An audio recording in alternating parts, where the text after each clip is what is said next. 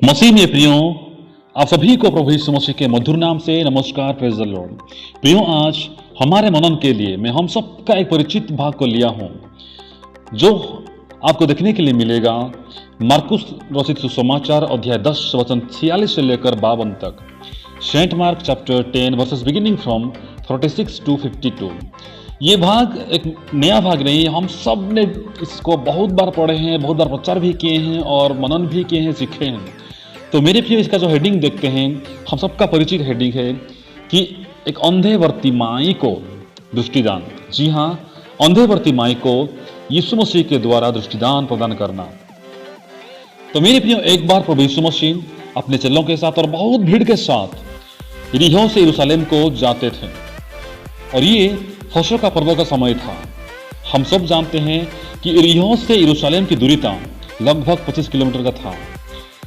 जैसे कि फसह का पर्व था तो यीशु मसीह ने प्रमुख रास्ता यानी प्रमुख मार्ग देके यरीहो से यरूशलेम को जा रहे थे।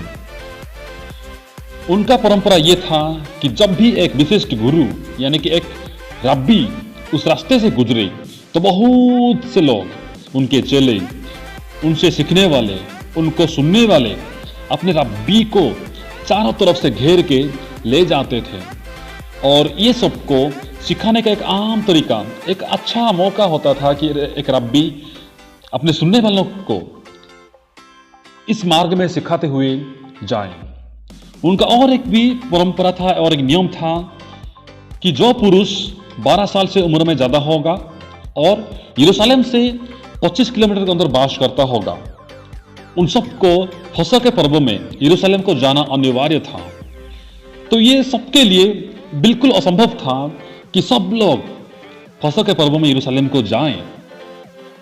इसीलिए जो लोग कि वहां जाने के लिए असक्षम थे, वे क्या करते थे, उन रास्तों के किनारे खड़े होकर उन तीर्थयात्रियों को बधाई देते थे और रब्बियों से आशीर्वाद लेते थे।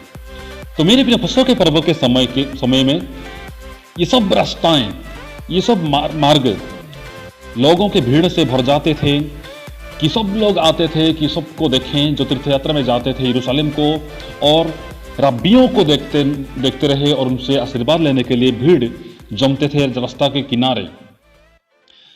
विशेषकर जब फसह का पर्व आता था तो ये भीड़ और भी बहुत ज्यादा होती थी। जी हाँ, ये भीड़ और बहुत ज्यादा होती थी। तो इस तरह जब यीशु मसीह अपने चेलों के साथ और बहुत भीड़ के साथ चारों तरफ घेरे हुए उस रास्ते में जा रहे थे तो बहुत से लोग उनके वचनों को गंभीरता से और बहुत उत्सुकता से सुनते हुए जा रहे थे। उस समय रास्ते में एक अघटना घटता है। क्या था वो घटना? कि उत्तरी फाटक में एक अंधा भिखारी बैठा हुआ था, जिनका नाम हम सब जानते हैं। नाम था बर्तिमाई, यानी कि तिमाई के पुत्र बर्तिमाई। उसने लोगों के चलने वालों पैरों के आवाज को सुनता है और उसने पूछा, यहां क्या हो रहा है, कौन जा रहा है? उनको बताया गया कि ये यीशु नासरी जा रहे हैं, यीशु नासरी जा रहे हैं वहां पे। और उसी वक्त उसने यीशु मसीह का ध्यान को अपने तरफ खींचने के लिए आवाज लगाता है, यीशु मसीह का ध्यान को अपने तरफ खींचने के लिए कोशिश करता है और कहता है, हे दाऊद की संतान यीशु, मुझ पर दया कर, हे दाऊद की संतान यीशु, मुझ पर दया कर। उस समय जो लोग यीशु मसीह का वचन को सुनते हुए जा रहे थे, उन सबको ये चिल्लाना एक अपराध से कम नहीं था। सबने बर्तिमाई को चुप कराने को कोशिश की। जी हाँ, सब लोग बर्तिमाई को चुप कराने की कोशिश की, परंतु किसी ने भी उसको चुप नहीं करा पाए, ना कि उस दिन अंधकार दुनिया से छूटने से उसे रोक पाए। बर्तिमाई ने ऐसे चिल्लाया कि उस भीड़ भी अटक गई और यीशु मसीह भी उसे पास बुलाने के लिए कहते हैं। तो मेरे प्रिय, अंत में ये बर्तिमाई यीशु मसीह का ध्यान को अपने तरफ खींचने में सक्षम हो जाता है और यीशु मसीह को उसको बुलाना पड़ा।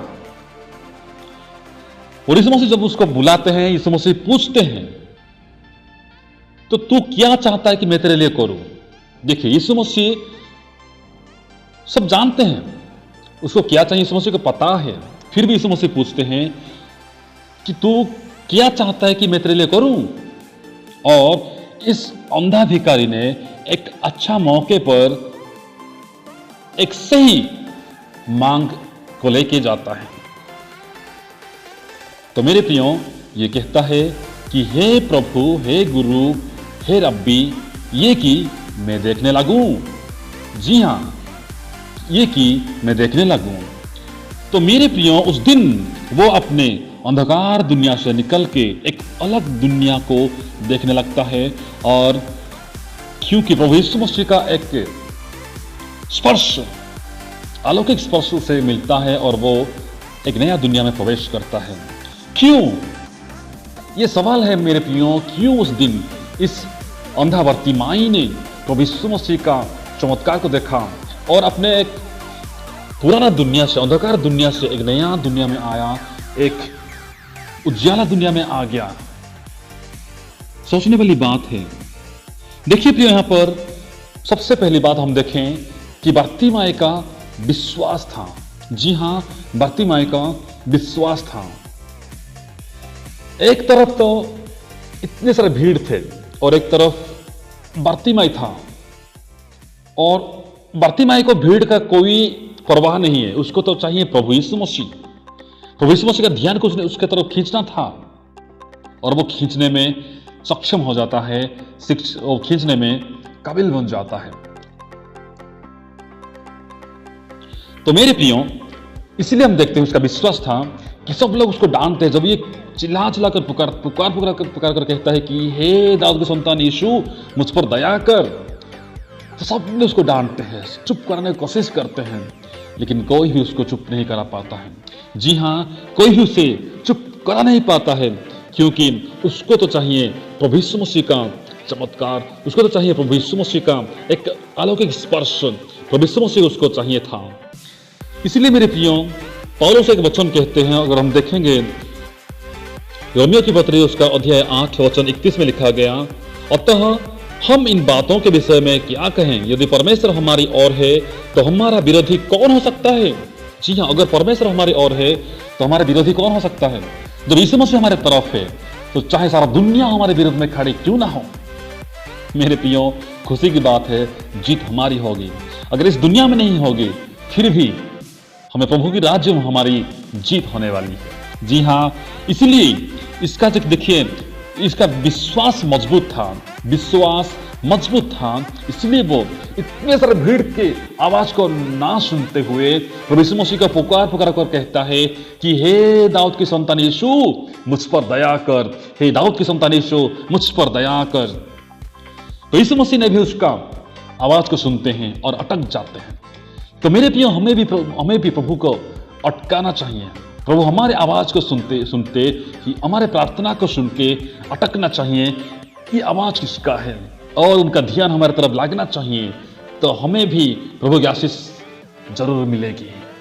जी हाँ, हमारी प्रार्थना को सुन के प्रभु अगर अटकते हैं तो हमें प्रभु की आशीष मिलेगी। जब हम देखेंगे जक्कई को, वो पेड़ के ऊपर चढ़ के यीशु मसीह को देखने के लिए कोशिश कर रहा था, तो यीशु मसीह आए उस पेड़ के अंदर और उसके नीचे अटक गए, खड़े हो गए और पुकारते हैं, हे जक्कई, तू झट उतरा, क्योंकि आज मुझे तेरे घर में रहना है।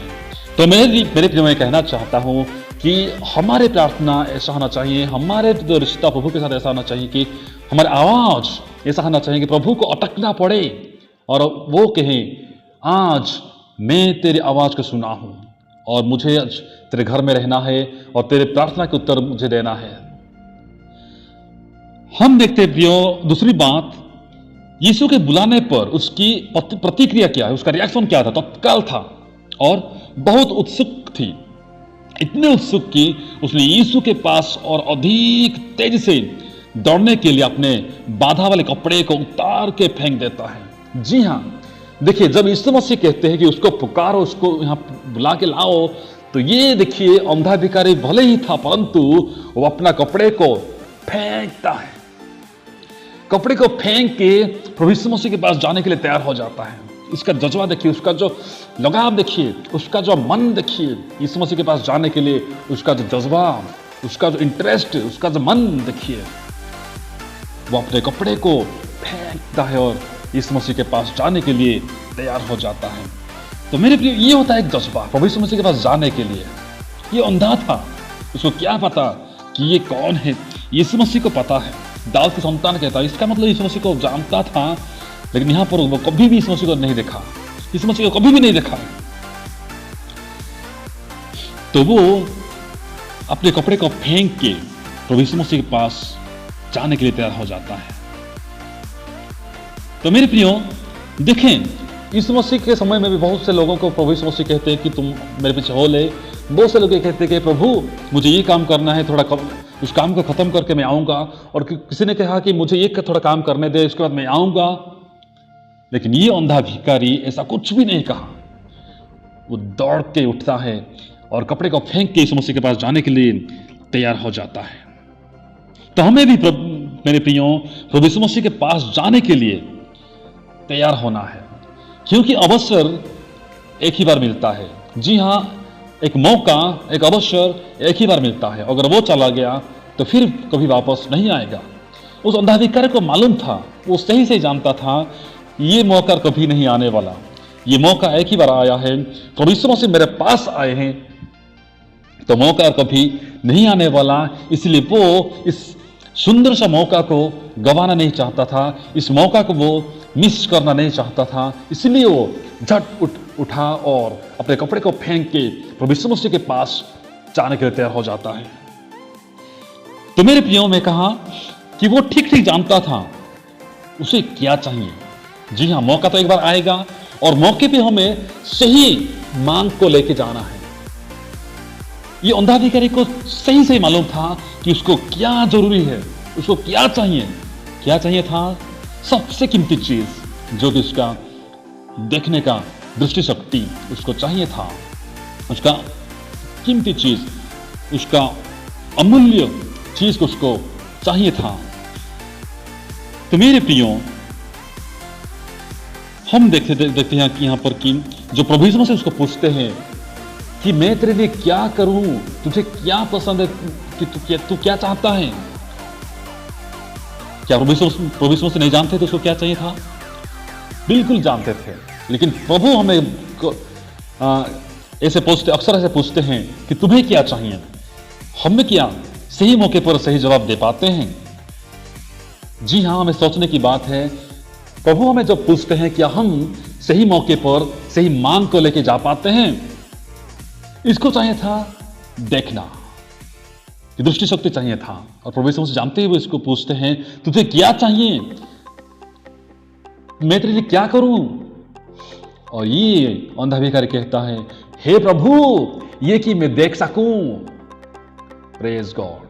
देखिए, क्योंकि उसको सही से मालूम था उसको चाहिए सबसे कीमती चीज, यानी कि देखने का शक्ति, देखने का ताकत उसको चाहिए था, जो कि वो अभी तक दुनिया को नहीं देख पाया था, ना कि प्रभु यीशु मसीह को देख पाया था। उसको चाहिए था कि जो उद्धार करता है उसको मैं देख सकूं, ये दुनिया को मैं देख सकूं। इसलिए वो कहता है हे प्रभु, ये कि मैं देखने लगूं। तो मेरे प्रिय, मैं कहना चाहता हूं कि जब हमें ऐसा मौका मिलता है तो हमें सही मौके पर सही मांग को लेके जाना चाहिए, तो हमें मिलेगा। और देखिए मेरे प्रियो, ये एक अंधा भिखारी था। जी हां, भले ही अंधा भिखारी था, लेकिन ये प्रभु यीशु मसीह के बारे में जरूर जानता था। जब लोगों ने ये कहते हैं कि यीशु नासरी जा रहा है, तो वो क्या कहता है? हे दाऊद की संतान यीशु, हे दाऊद की संतान यीशु। उसका वंश, उसका नाम लेता है, फिर उसका वंश को भी इसमें शामिल करता है। हे दाऊद की संतान यीशु, मुझ पर दया कर। जी हां, तो हम कह सकते हैं वो भले ही अंधा था, भिखारी था, परंतु वो किसी तरह से भी अनजान नहीं था प्रभु यीशु मसीह से। और वो जानता था यीशु मसीह ही है जो इस्राएल देश को एक ना एक दिन महान बनाएंगे। ये यीशु मसीह है जो कि हमें उद्धार देने वाले हैं। ये यीशु मसीह है जो मुझे आज दृष्टि शक्ति देने वाले हैं, जो मेरे जीवन में आज चमत्कार करने वाले हैं। जी हां, वो बिल्कुल जानता था। इसलिए कहता है, हे दाऊद के संतान यीशु, मुझ पर दया कर।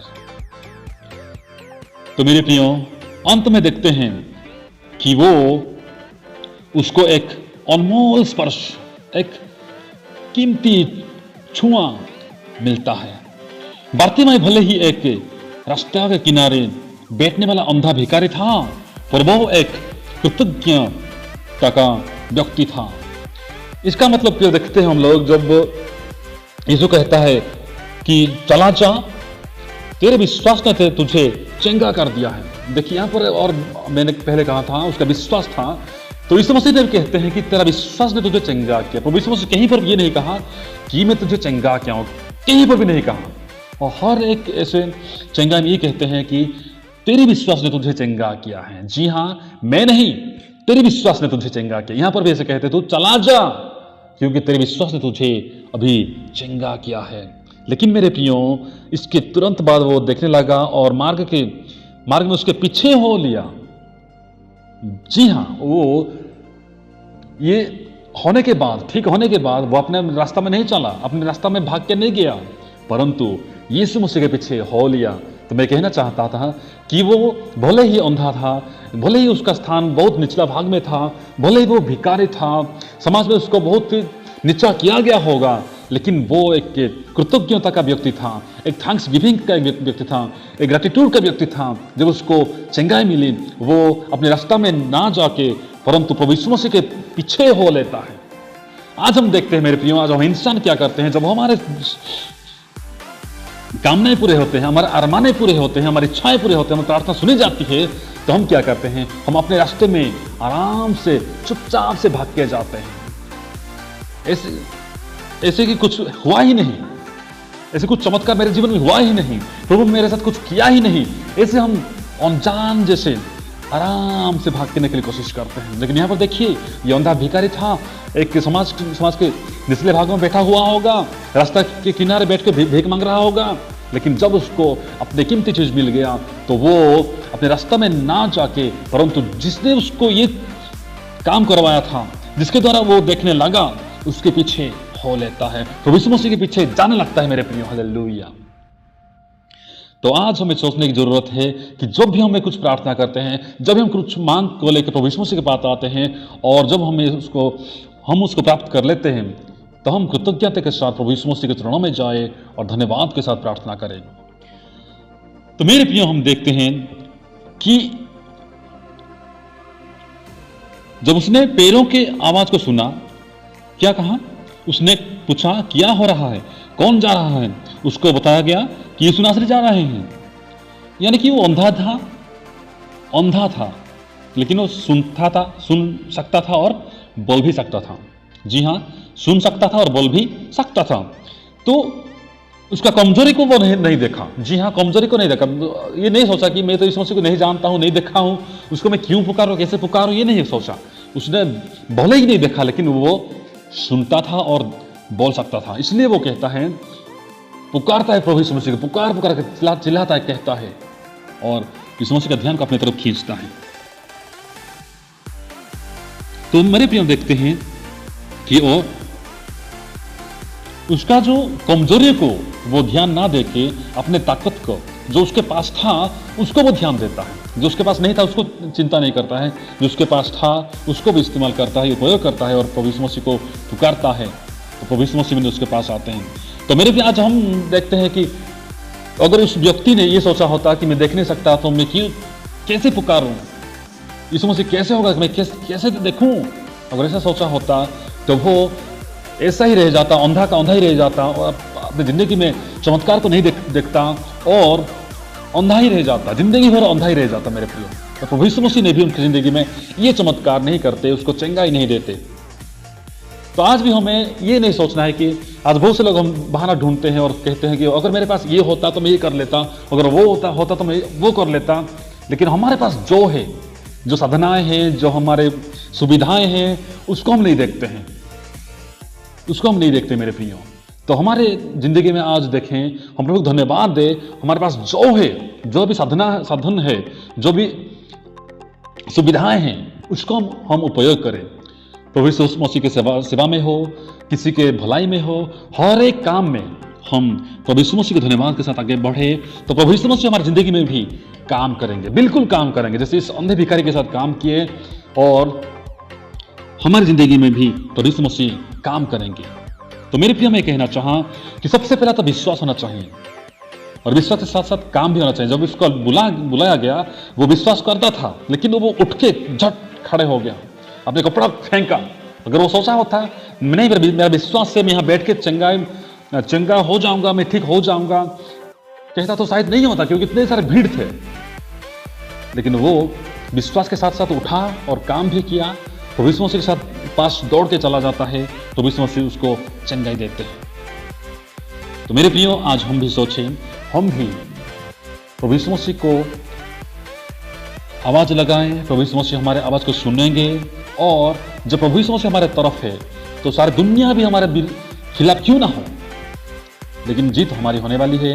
यहाँ पर नहीं तो सही, लेकिन वहाँ पर प्रभु के राज्य में जीत हमारी होने वाली है। तो हम प्रभु में आगे बढ़ें और इस वचन को भी आप अध्ययन करें, चिंता करें और प्रभु में आगे बढ़ें। तो प्रभु इस वचन के द्वारा हम सबको आशीष दे। धन्यवाद। पुनः एक बार प्रभु सबको आशीष दे। अपना ख्याल रखना। धन्यवाद।